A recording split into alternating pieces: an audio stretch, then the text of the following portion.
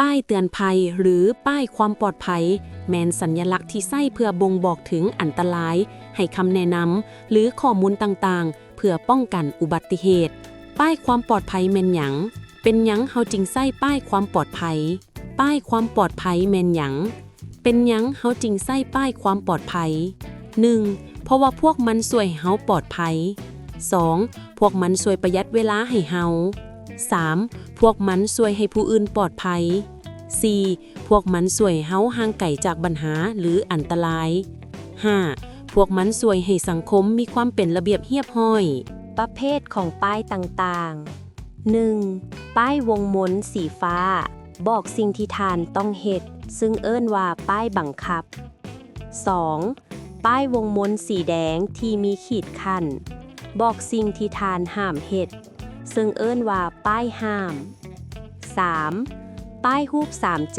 สีดำและสีเหลืองบอกให้มีความระมัดระวังซึ่งเอิ้นว่าป้ายเตือน 4. ป้ายรูปจัตุรัสหรือสีแจซากสีเขียวและสีขาวให้ข้อมูลเกี่ยวกับการปฐมพยาบาลซึ่งจัดอยู่ในป้ายแนะนำความปลอดภัย 5. ป้ายรูปจัตุรัสหรือสีแจซากสีแดงให้ข้อมูลเกี่ยวกับอุปกรณ์ดับเพลิง ตัวอย่างป้ายเตือน 1. ระวังเพื่อนมืน 2. ระวังเตะสะดุดล้ม 3. ระวังรถโฟล์คลิฟต์ต่ำ 4. ระวังไฟไหม้ 5. ระวังสิ่งของตกใส่หัว 6. ระวังไฟฟ้าช็อต 7. ห้ามลอยน้ำ 8. ระวังหนีบมือ ตัวอย่างป้ายบังคับ 1. ต้องใส่หมวกกันกระทบ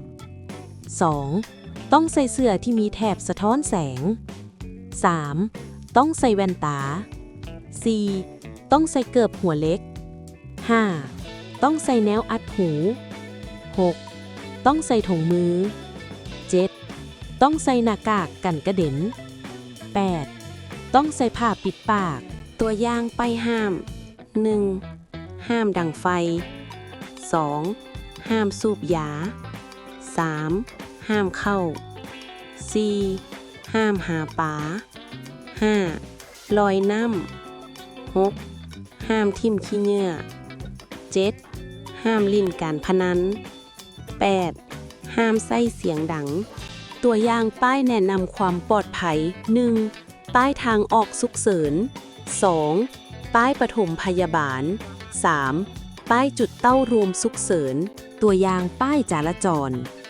1. ป้ายหยุด 2. ป้ายคนข้ามทาง 3. ป้ายปล่อยทาง 4. ป้ายความไว้จำกัด 5. ป้ายห้ามผ่าน 6. ป้ายจอดรถ ตัวอย่างป้ายเคมี 1. สารระเบิด 2. สารไวไฟ 3. สารรังสี 4. สารกัดกร่อน 5. สารพิษ 6. สารอันตรายต่อสิ่งมีชีวิต 7. สารกัดกร่อน 8. สารระเหย ขอขอบใจสำหรับการติดตามวิดีโอของพวกเรา